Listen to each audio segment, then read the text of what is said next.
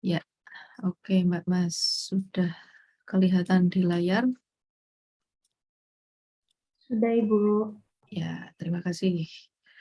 Oke, jadi hari ini materinya sekilas menjelaskan tentang branding, kaitannya dengan positioning dan marketing ya.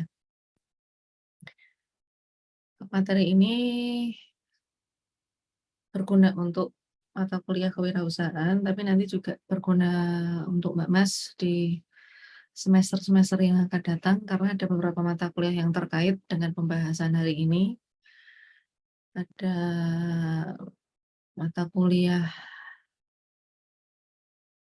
dasar periklanan, kemudian perilaku konsumen, dan komunikasi pemasaran terpadu. Nanti Mbak Mas juga akan banyak membahas tentang branding, positioning, dan marketing ya. Nah, untuk hari ini saya nanti akan menjelaskan dari empat ya, 4 contoh studi kasus membandingkan satu produk dengan produk yang lain, kemudian kelebihan satu sama lain itu ada di aspek yang mana, supaya nanti Mbak Mas bisa punya bayangan yang real gitu ya, akan gimana caranya menganalisis strategi branding, kemudian positioning di mata konsumen. Nah, mulainya dari sini dulu Mbak Mas. Branding ini sebenarnya apa sih ya? Branding ini your promise to your customer. Jadi janji yang akan kita berikan ke pelanggan. Yang salah satu aspeknya adalah membedakan kita dengan produk atau layanan yang sejenis. Ada 3 aspek yang signifikan dalam branding. Yang pertama ini adalah identitas ya. Ini mencakup filosofi, merek, logo, slogan, kemudian who you wanna be. Who you wanna be itu objektif dalam melakukan branding dari suatu produk atau seseorang itu apa? Kira-kira tujuannya kemana dan manfaat apa yang akan diberikan ke konsumen atau pelanggan. Yang terakhir adalah who people perceive you to be. Jadi branding ini juga mencakup bagaimana kita dimaknai oleh konsumen, bagaimana konsumen itu mempersepsi kita. Jadi branding ini berlaku 2 arah ya, dari produk itu sendiri, kemudian dari konsumen, bagaimana ia memahami branding yang kita lakukan, ini dipahami sebagai positioning. Oleh karena itu branding dan positioning itu tidak bisa dilepaskan satu sama lain. Nah, contohnya kita bahas dari contoh pertama dulu ya. Ada kopi kenangan. Kemudian kompetitornya kopi susu yang sejenis yang siap diminum, ada Fremilled ya. Mulai dari tempat jualannya dulu. Fremilled ini bisa kita temui di sekitar lingkungan kampus, di pinggir jalan gitu ya. Sedangkan kalau kopi kenangan ini lebih banyak kita temui di mall. Jadi apa sih yang coba dilakukan oleh kopi kenangan? Kenapa dia bikin outlet di mall ya? Yang pertama karena dia membrand produknya sebagai produk yang biasa dikonsumsi oleh kelas C ke atas ya, jadi CBA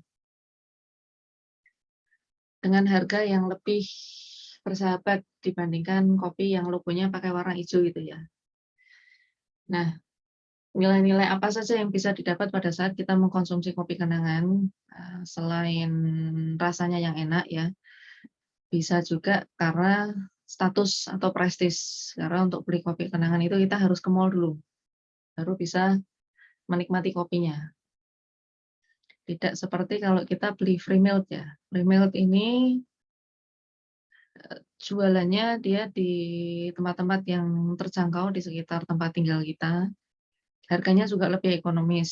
Yang didapat ya nilai tukar pada saat kita membayarkan uang ya. Harga produknya sama dengan nilai yang kita bayarkan. Tidak ada nilai tambahan seperti prestis atau status. Ini bicara dari dua produk yang hampir sama. Nah, nanti kalau ada pertanyaan langsung aja ya Mbak Mas. Saya lanjut menjelaskan sampai akhir ya. Terkait dengan branding, pasti ada positioning. Bagaimana cara konsumen mempersepsi produk atau layanan yang kita sediakan. Kalau tadi dari si pemilik produk, kalau ini dari konsumennya ya. Itu dipengaruhi oleh beberapa aspek Mbak Mas. Yang pertama, ekspektasi dari konsumen dulu. Terutama kalau produknya mahal, biasanya konsumen ingin sesuatu yang lebih. Kedua, kesan yang ditimbulkan pada saat proses konsumsi ya. Kalau kita minum free milk ya kopi susu biasa. Tapi kalau minumnya mungkin Starbucks gitu ya, ada prestis, ada gengsi yang muncul di situ. Positioning ini juga ditentukan oleh nilai real yang dibeli oleh konsumen. Jadi sama-sama kopi susu tapi harganya beda. Yang satu puluhan ribu, yang satu bisa 30-40 ribu dalam sekali minum. Nah ini pasti ada bahan-bahan yang berbeda antara satu produk dengan produk yang lain ya. Misalnya kopinya ternyata diimpor dari Guatemala, dari Amerika Selatan. Maka harganya lebih mahal. Tapi kalau yang pakai kopi lokal lebih murah gitu. Kemudian yang terakhir adalah unique selling point atau kelebihan, keunikan dibandingkan produk jenis. Sama-sama kopi susu nih, tapi yang satu pakai kopi lokal, yang satu pakai kopi yang diimpor. Sama-sama kopi susu, tapi yang satu kemasannya anti tumpah, yang satu hanya bisa diminum di tempat. Nah, jadi USP, kalau nanti Mbak Mas akan banyak dengar istilah ini ya, USP itu adalah aspek yang membedakan suatu produk dengan produk lain yang sejenis. Nah, contohnya ini Mbak Mas. Meskipun dari rasa mungkin nggak banyak perbedaan ya. Tapi dari harga ini sudah pasti. Dua produk yang ada di hadapan Mbak Mas itu berbeda satu sama lain. Nah, yang merah ini sedikit lebih terjangkau, sedangkan yang biru ini kita beli kalau kita merasa lagi banyak duit gitu ya. Padahal produsennya bisa dikatakan dari perusahaan yang sama, tapi memang dari produsen ini dia memperluas pangsa pasar, maka yang merah ini ditujukan untuk konsumen kelas middle low ya, jadi dari tengah ke bawah. Sedangkan yang biru ini ditujukan untuk kelas konsumen menengah ke atas. Karena brand yang biru ini juga menyediakan produk yang high end ya, yang dikemas dengan sangat bagus ya. Ada pernah saya ketemu di salah satu supermarket ya, itu ada yang dalam botol kaca yang harganya jelas berkali-kali lipat jauh lebih mahal dibandingkan yang botol plastik seperti yang ada di hadapan Mbak Mas. Jadi positioning ini juga dilakukan oleh produsen secara sadar untuk menjangkau konsumen yang lebih bervariasi ya. Yang mereka lakukan ya branding tadi. Branding produknya dengan dua jenis produk yang berbeda. Nah, untuk menjelaskan branding dalam satu layar mungkin ini ya Mbak Mas yang paling bisa dilihat. Mbak Mas kira-kira setuju nggak dengan statement ini? Branding adalah segalanya. Iya Ibu, setuju Ibu.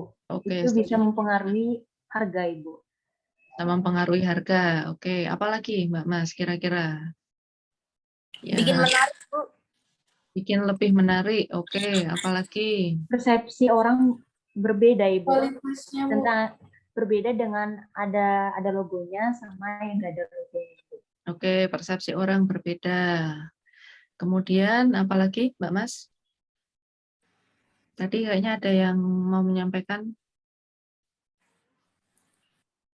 Ya, betul ya Mbak Mas. Jadi gelas yang putih ini bisa saja dijual dengan harga berapapun, asal harganya masuk akal atau murah ya. Sementara gelas dengan yang logo warna hijau ini juga bisa dijual dengan harga berapapun, tapi biasanya konotasinya pricey atau cukup tinggi ya. Meskipun belum tentu yang hijau ini lebih enak daripada yang nggak ada logonya.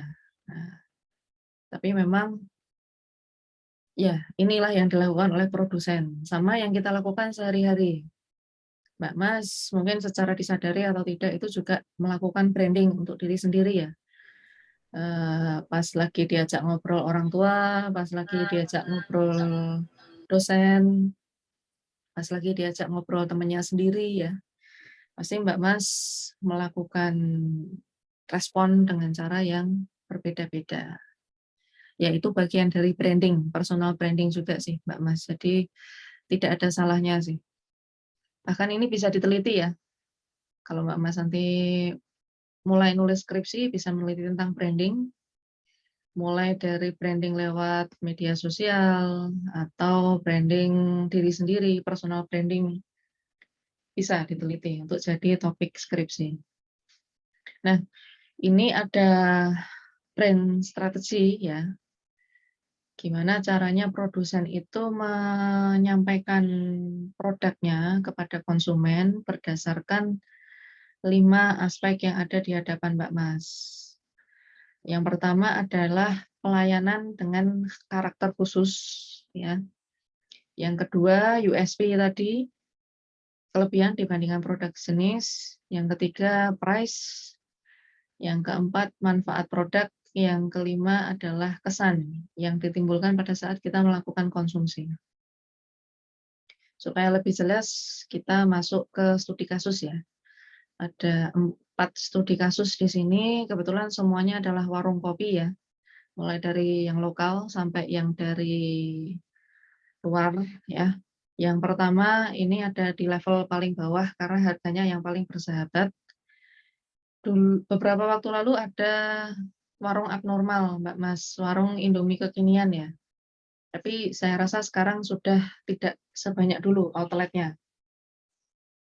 Salah satu yang membuat dia tidak fokus ke Indomie kekinian itu karena dia bikin abnormal coffee ya.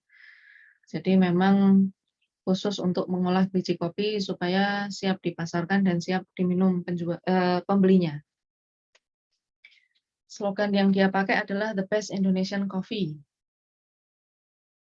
Nah, kemudian untuk keunikan atau USP atau value proposition, saya bahas dari produk signature atau produk khasnya dia ya. Dia punya produk namanya House Blend, dibanderol harga 132.000. Benefitnya apa sih yang didapat kalau kita beli kopi-kopi dia? Kopi yang baik from roastery. Si CEO-nya pernah diwawancara oleh salah satu portal berita online bilang kopinya bersahabat, harganya enak. Sorry, kebalik. Kopinya enak, harganya bersahabat. Jadi kopi yang baik ya, bukan the best, tapi baik. Nah, menurut abnormal, the best itu sama dengan baik. Gitu. Tapi kalau menurut beberapa orang agak berbeda ya. Kemudian satu level di atas abnormal ini ada kopi lokal juga. Kebetulan perusahaan yang memproduksi perusahaan yang sama dengan yang memproduksi kapal api ya. Di sini ada PT Santos Jaya Abadi. Nah, produk benefitnya di sini bisa dibaca dari target consumer. Target market kopi Excelso ini adalah kelas menengah ke atas yang dia menikmati kopi sebagai bagian dari gaya hidup ya. Nah, benefitnya apa? Otomatis konsumen yang datang ke Excelso dapat olahan kopi terbaik dan terenak.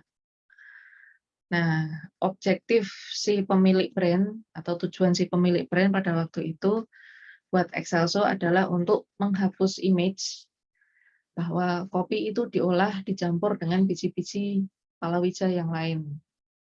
Karena pengolahan kopi tradisional umumnya memang biji kopi itu disangrai seperti ini ya Mbak Mas. Ini temperaturnya tidak bisa terjaga karena kadang-kadang bisa terlalu panas ya. Dan untuk menambah khas dari kopi tersebut bisa ditambah dengan biji-bijian semacam jagung atau kedelai gitu ya untuk menambah aroma lain. Nah, Excelso tidak melakukan hal ini. Jadi kalau Mbak Mas minum Excelso atau yang pernah minum gitu ya, kebetulan saya belum, ini mereka mengklaim processing kopinya ini secara otomatis diukur pakai timer, diukur pakai alat untuk menjaga temperatur suhunya supaya stabil, maka output kopinya itu bisa disesuaikan dengan kehendak pasar, apa yang diinginkan pasar. Karena biasanya konsumen itu pengen yang kadang-kadang light roast, medium roast, atau dark roast. Jadi yang rasa kopinya lembut, atau yang middle, atau yang rasa kopinya kuat, pakai dark roast ya. Nah, Excelso melakukan itu untuk bisa memberikan kopi yang bervariasi ke konsumen. Membandingkan USP atau keunikan, kalau tadi warung abnormal dia punya house blend, kalau Excelso ini punya kopi luwak dari biji kopi yang ditanam di daerah Toraja. Kenapa? Karena Excelso sebagai brand lokal ya, dia meng-highlight atau fokus ke kopi yang jadi karakter khas Indonesia yaitu kopi luwak. Di dunia ini penyedia kopi luwak sementara masih Indonesia. Kalaupun itu diklaim negara lain ya Indonesia yang pertama kali punya processing kopi menggunakan hewan luwak ini ya. Dari harga ini otomatis sedikit lebih mahal daripada kopinya abnormal tadi ya, dan jumlahnya juga lebih sedikit. Nah, slogannya Excelso ini mengklaim sebagai the finest Indonesian coffee. Sementara untuk abnormal itu the best ya. Kalau Mbak Mas ingat dulu pelajaran dari guru bahasa Inggris ya, level yang paling tinggi itu kan ada level apa kata adjektif atau kata sifat. Level yang paling tinggi itu ada akhiran est di belakangnya ya, untuk menunjukkan the most ya. Nah, jadi si pemilik Excelso ini mengklaim bahwa kopinya lebih baik daripada yang the best, karena the most fine ya, jadi yang paling baik. Nah, dari contoh yang kedua kita pindah ke contoh yang ketiga ya. Ini ada di atas Excelso sedikit ya. Tidak lagi kopi lokal, kita bicara tentang kopi yang mulai dari Amerika ya. Filosofinya adalah one person, one cup, and one neighborhood at a time. Nah, maka nggak heran kalau nanti Mbak Mas entah itu di Jogja atau di kota besar lain ya, mungkin dalam area yang berdekatan itu ada outlet Starbucks yang berbeda. Karena ini termasuk salah satu filosofi dari Starbucks yaitu satu lingkungan dalam satu waktu untuk penambahan outletnya. Nah, filosofi dari Starbucks itu kita juga bisa menikmati pengalaman minum kopi yang lebih personal. Ya, kalau Mbak Mas mungkin nanti bisa sharing dengan teman-teman yang lain ya. Pada saat datang ke outlet, kemudian kita akan ditawari oleh baristanya, pengen minum apa, kemudian ukuran gelasnya yang mana, mau kasih gula atau enggak, panas atau dingin, dikasih susu atau tidak ya. Jadi kita akan ditanya berbagai banyak hal supaya kita bisa menikmati kopi yang itu pilihan kita gitu ya. Tapi memang ya Jadi efeknya di sini, Mbak Mas. Starbucks ini pada dasarnya muncul ketika CEO-nya melakukan perjalanan ke Italia, terus mengamati kebiasaan minum kopi orang Italia ya, itu berbeda dengan yang ada di Amerika. Ya, dia kemudian membawa experience itu kembali ke Amerika, dikemas pakai brand Starbucks ya. Nah, salah satu produk signature-nya Starbucks ini adalah Cafe Verona. Verona adalah salah satu kota di Italia. Mbak Mas kalau pernah baca Romeo and Juliet-nya William Shakespeare, itu background-nya di kota Verona ya. Nah, si CEO-nya atau owner-nya Starbucks ingin membawa romantisme minum kopi ala orang Italia ke Amerika. Maka produk yang pertama kali ditawarkan adalah ini. Dan harganya 4 bahkan 5 kali lebih lipat, 5 kali lebih banyak ya, lebih mahal dibandingkan harga kopi Excelso yang itu merupakan produk lokal. Nah, jadi USP-nya bisa kelihatan dari salah satu produk yang kita bahas di sini. USP lain adalah pada saat slogan yang digunakan oleh Starbucks ini tidak hanya satu ya, tapi dia berganti sejalan dengan bergantinya musim. Kalau untuk Amerika kemarin Oktober itu kan ada Halloween, nah sekarang ini mau Natal, nah, pasti nanti slogannya ganti lagi ya. Yang terakhir atau yang ada di level paling tinggi adalah sama dari Amerika ya. Nama brandnya ini, Mbak Mas. Dan dia mengklaim bahwa dia menanam kopinya sendiri, memprosesnya sampai jadi minuman yang siap dinikmati oleh konsumen. Jadi pendekatannya adalah farm to cup. Agak beda dengan Starbucks ya. Starbucks dia masih mengandalkan petani lokal di seluruh dunia untuk mensuplai kopi, termasuk salah satunya dari Indonesia ya. Nah, kalau Clutch ini dia nanam sendiri, ngolah sendiri, sampai menyeduh dan menyajikan sendiri. Manfaat dari produknya apa? Quality control-nya terjaga. Mulai dari penanaman sampai penyajian. USP dibahas dari salah satu signature produknya ya.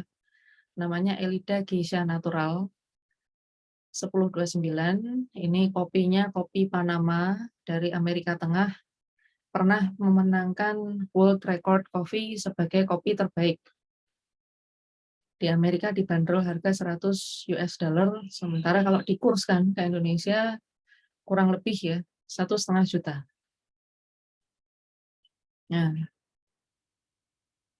jadi ini Mbak Mas, ada beberapa hal yang terkait dengan brand, kemudian slogan, kemudian product benefit, kemudian unique selling proposition atau value proposition dari satu produk ke produk yang lain.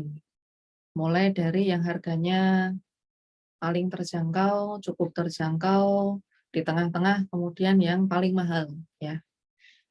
Ada 4 level di sini yang saya jelaskan. Sebelum saya lanjut, mungkin ada pertanyaan dulu. Belum ada ya, sepertinya. Suara saya masih terdengar, Mbak Mas? Masih, Bu.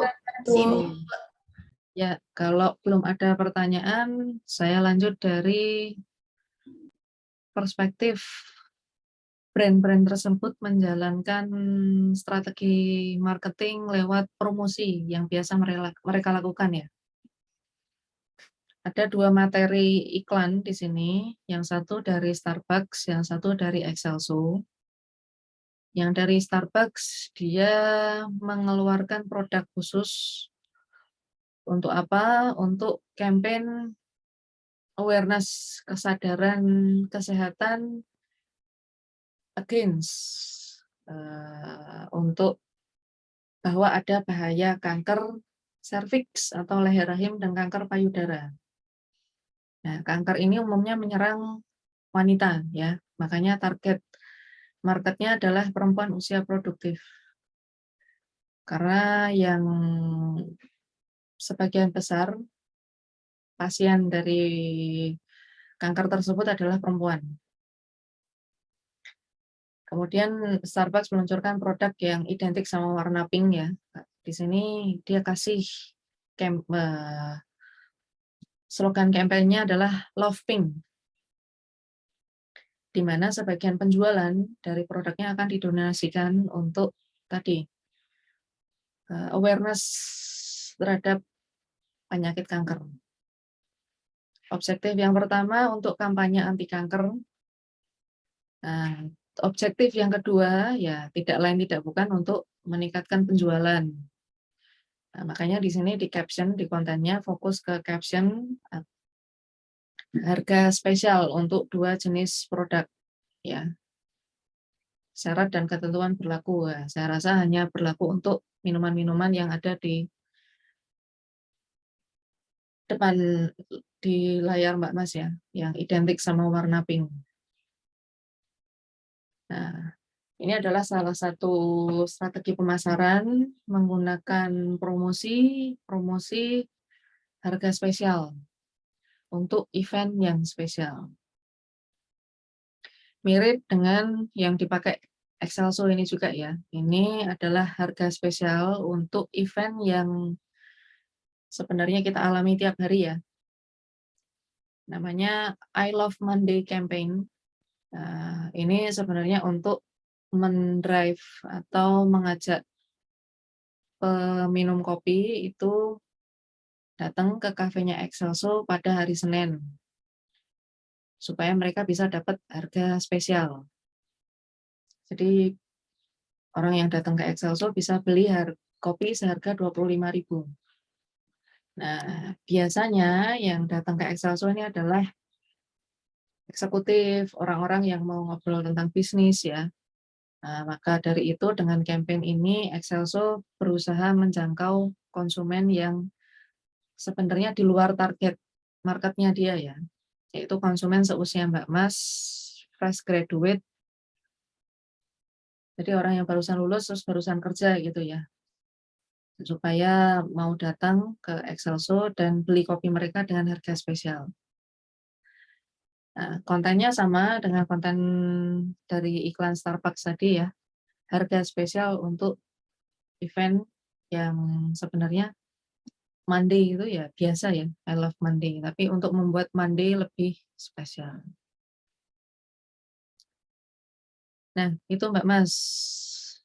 Monggo kalau ada pertanyaan terkait dengan materi yang baru saja saya jelaskan ini. Branding itu dari Ibu, sisi, ya silahkan Mbak. Ibu tadi kan pembahasan sekarang itu tentang branding. Nah, ada tuh yang namanya personal branding dan ada juga yang namanya online personal branding. Nah, perbedaan dari kedua itu apa ya, Ibu? Yang satu personal branding, yang satu online ya? Iya, Ibu. Lebih ke medianya sih, Mbak Mas. Jadi kalau personal branding ini dia menggunakan bauran atau aspek-aspek branding yang konvensional ya, biasanya mencakup media yang sifatnya satu arah, kayak program TV, kemudian siaran radio, atau materi-materi printed, brosur, dan lain sebagainya, advertorial ya. Sedangkan kalau online branding, ya branding dengan aspek atau media yang bisa diakses dengan menggunakan teknologi internet. Jadi tujuannya lebih ke supaya si pemilik brand atau orang yang melakukan branding tersebut bisa dapat feedback atau umpan balik yang bisa disimak saat itu juga, atau instant feedback ya ini sifatnya. Jadi lebih ke komunikasi dua arah untuk yang online branding. Tapi kalau yang branding itu karena masih pakai media konvensional, dia komunikasinya masih ke satu arah. Baik, Ibu. Paham, Ibu. Berarti kalau menggunakan media itu secara tidak langsung menggunakan apa namanya? Dua kata Ibu tadi dua apa namanya? Dua ada feedback gitu ya, Ibu ya. Kalau kalau melalui media gitu. Jadi Dua-duanya secara tidak pakai langsung, media. ya Ibu. Ya, Baik Ibu, terima kasih. oke, sama-sama. Monggo silahkan pertanyaan yang lain barangkali.